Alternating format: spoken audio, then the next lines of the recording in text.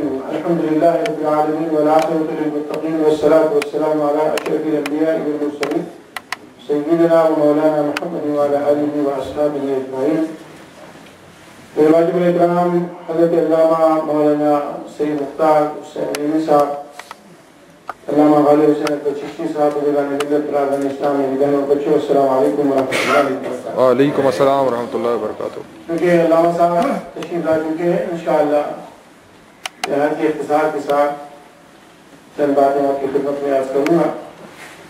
انشاءاللہ ہم سب اپنے مہمان خصوصی حضرت علامہ مولانا سید مختار شاہ صاحب نعیمی مقدس علی کی تقریر سننے کے لیے بے چین ہیں. انشاءاللہ میں زیادہ دیر آپ کے اور ان کے درمیان حائل نہیں ہوں گا. حضرات محترم، بزرگان دین کے ایام ہوں، صحابہ کرام کے دنوں یا حضرت عظام کے دنوں، ان کو بنانے کا صرف اور صرف ایک مقصد ہوتا ہے کہ جن بزرگوں کے یہ دن ہیں ان کے کام کے اوپر توجہ دی جائے کہ انہوں نے کیا کام کیا. ان کی تعریف کرنا، ان کی عزت کرنا، ان کی باتیں کرنا، یہ الحمدللہ ساری اچھی چیزیں ہیں، لیکن اصل فوکس یہ ہوتا ہے کہ we want to talk about the person what he did. ہم دنیا میں بے شمار انسان پیدا ہوتے ہیں، سب بہت سارے انسان ہوتے ہیں جو آتے ہیں مر جاتے ہیں، کوئی ان کو یاد نہیں رکھتا، ان کے خلاف ہی بھول جاتے ہیں. آج حضرت مجید الاسلامی رحمۃ اللہ علیہ کو گزرے ہوئے صدیاں گزر گئی، لیکن آج بھی دنیا میں الحمدللہ ہر جگہ ان کو یاد کیا جاتا ہے. سبحان اللہ. اس کی وجہ ہے اللہ تبارک و تعالیٰ کا ایک اصول ہے، وہ اللہ تبارک و تعالیٰ ابد ہے، ہمیشہ سے ہمیشہ رہے. تو اس نے یہ وعدہ کیا ہے فَاذْكُرُونِي أَذْكُرْكُمْ، تو میرا ذکر کرو میں تمہارا ذکر کروں. اب ہم ذکر کرتے ہیں اللہ تبارک و تعالیٰ کا، ہم تو ختم ہو جاتے ہیں، ایک دن تو ہمیں تو پتہ ہے نا، we have to die, we have an end, everybody has an end. تو اللہ کا ولی جو ہوتا ہے وہ بھی دنیا سے چلا جاتا ہے، لیکن اللہ تبارک و تعالیٰ کیونکہ ہمیشہ قائم و قائم رہنے والا ہے تو وہ اتنا کریم ہے، اتنا شفیق ہے، اتنی محبت کرنے والا ہے، اور اپنی یاد کرنے والوں کو وہ ایسا یاد کرتا ہے کہ تم اس کی یاد کو سے ختم ہو جاؤ گے، تمہارا انتقام ہو جائے گا، تم اس کی یاد کو بند کر دو گے اس لیے کہ تم اللہ کے پاس واپس چلے جاؤ گے. لیکن اللہ تعالیٰ فرماتا ہے تم مجھے یاد کرو، پھر میں چونکہ ہمیشہ یاد زندہ رہنے والا ہوں، ہمیشہ قائم رہنے والا ہوں، میں تمہیں ہمیشہ یاد رکھوں. سبحان اللہ. تو اللہ تبارک و تعالیٰ کیسے یاد رکھے گا کہ اللہ تبارک و تعالیٰ ان لوگوں کو جو اللہ کا ذکر کرتے رہے، اللہ کے دین کا دفاع کرتے رہے، اللہ تبارک و تعالیٰ کی فرما برداری کرتے رہے، اس کے قانون کو دنیا میں نافذ کرتے رہے، اللہ تبارک و تعالیٰ ان کی یاد اپنی مخلوق کے دل میں ڈال دیتا ہے تو پھر وہ مخلوق اس سے یاد کرتے ہیں. حضرت محترم، بات طویل کرنے کا موقع نہیں ہے، ایک بات آپ کو توجہ دلاتا ہوں. رسول کریم صلی اللہ علیہ وسلم کی حدیث بخاری شریف کے اور قیمت حضور نے فرمایا جب تم پیشاب کرو، استنجا کرو تو بیت اللہ کی شریف کی طرف منہ نہ کرو. بیت اللہ شریف کی طرف منہ کر کے پیشاب کرنا منع ہے، باتھ روم جانا منع ہے.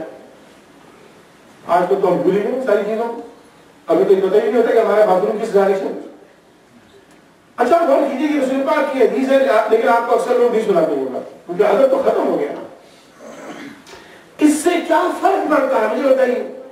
بیت اللہ شریف تو مکہ میں، وہ بھی مسجد حرام کے اندر، کوئی انسان کیلگری میں بیٹھا ہوا، پاکستان میں بیٹھا ہوا ہے، ساؤتھ افریقہ میں بیٹھا ہوا ہے، کہاں بیٹھا ہوا ہے، اور وہ جس طرح منہ کر کے پیشاب کرے اس سے بیت اللہ شریف کی صحت پہ کیا فرق پڑتا ہے؟ بیت اللہ شریف کی صحت پہ کوئی فرق نہیں پڑتا.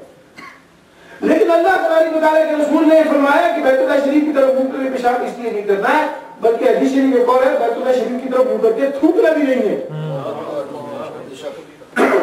وہ بھی عزیز ہے. وہ کیوں؟ بیت اللہ شریف ایک بلڈنگ ہی تو ہے نا، مقدس بلڈنگ ہی صحیح، ٹھیک ہے، اللہ کا گھر ہے، بالکل صحیح ہے. لیکن اللہ تبارک و تعالیٰ بیت اللہ شریف میں وہ خاص اس کو مرکزیت حاصل نہیں ہے، وہ دنیا میں کائنات کی ہر چیز کے ساتھ موجود ہے. وہ بیت اللہ شریف کو اپنی ذات سے نسبت کرتا ہے کہ یہ میرا گھر ہے، لیکن بیت اللہ شریف انفیکٹ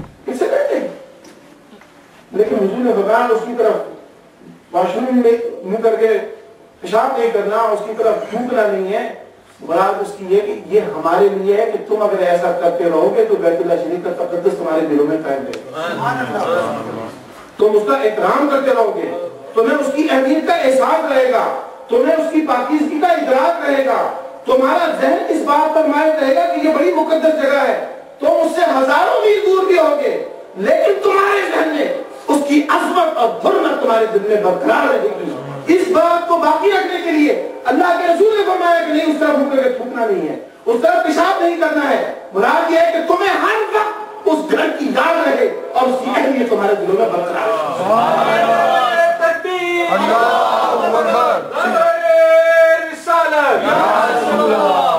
تو ایک بیت اللہ شریف جس کو اللہ تبارک و تعالی یہ کہے کہ یہ میرا گھر ہے، بیت العتیق ہے، یہ بیت اللہ ہے، یہ کعبۃ اللہ ہے، تو اس گھر کی حرمت ایسی کہ اس کی طرف منہ کر کے تھوکنا نہیں، چاہے وہاں آپ موجود ہوں، آپ کی نظروں کے سامنے بیت اللہ شریف ہو یا نہ ہو، سینکڑوں میل دور ہو، اور ایک وہ انسان جو پوری زندگی اس رب کے کام کے اندر اپنے آپ کو وقف کر دے، اس کی خاطر وہ صورتیں دنیا کی اٹھائے، بادشاہوں کے ظلم کو سہے، جیلوں میں بند ہو جائے، اپنی جانوں کا نذرانہ پیش کرے، اللہ تبارک و تعالیٰ کو وہ بندہ کتنا محبوب ہے۔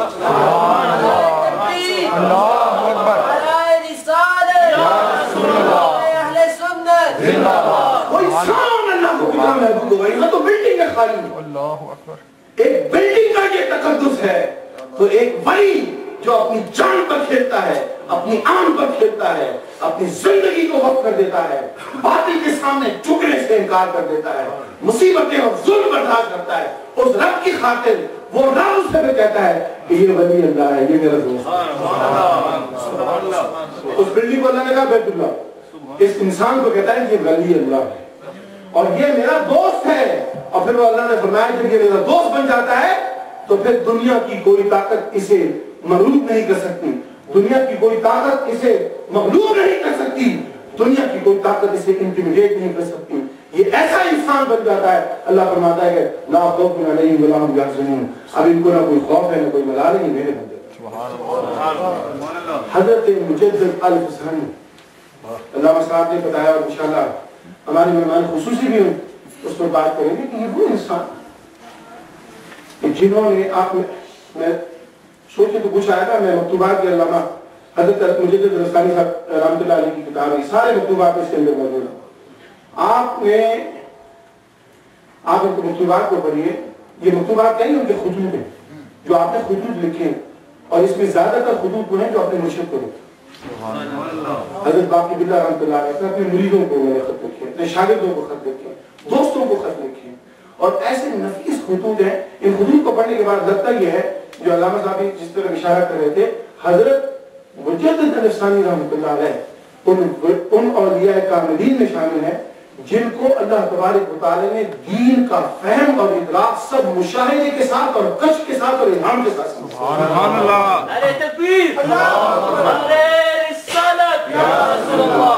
کہیں مجدد الفسانی رحمۃ اللہ علیہ دین کے شریعت کے بہت سارے مسائل اس میں ڈسکس کیے، اور آپ فرماتے ہیں کہ میں نے ان چیزوں کو اس شکل میں دیکھا، وہ خواب کے اندر، کشف کے اندر، الہام کے اندر جو انہیں چیز دکھائی گئی، سنائی گئی، آپ نے پھر اس مسئلے کو دنیا کے اندر لوگوں کو سمجھانے کے لیے پھر اسے شریعت مصطفیٰ صلی اللہ علیہ وسلم کی روشنی میں سے سمجھایا، لیکن آپ نے اس کو پہلے مشاہدہ کیا، آپ نے اسے دیکھا۔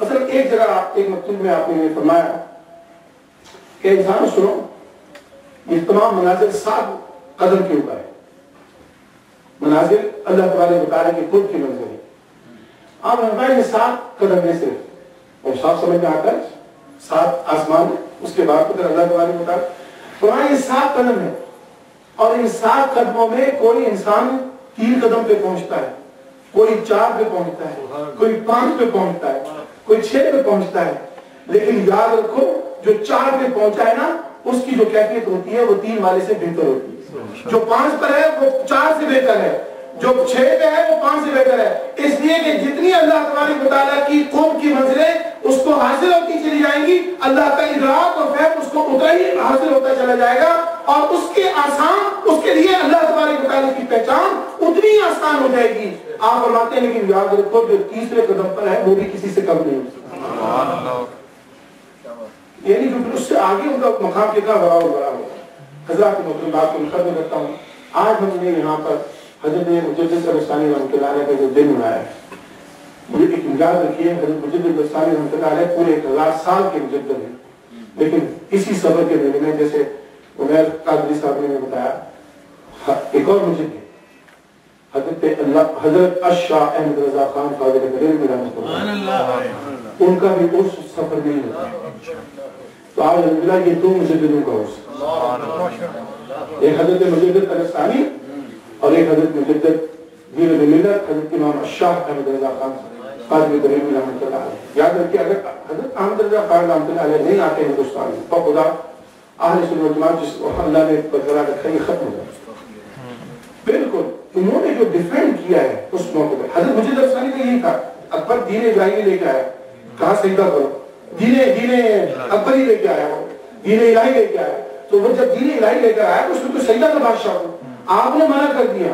آپ نے اس کے اس دین کو نہ صرف رد کیا بلکہ اس کے خلاف ایک چٹان کی طرح کھڑے ہو گئے اور اس کا دفاع کیا، اللہ کے رسول صلی اللہ علیہ وسلم کے دین کا دفاع کیا.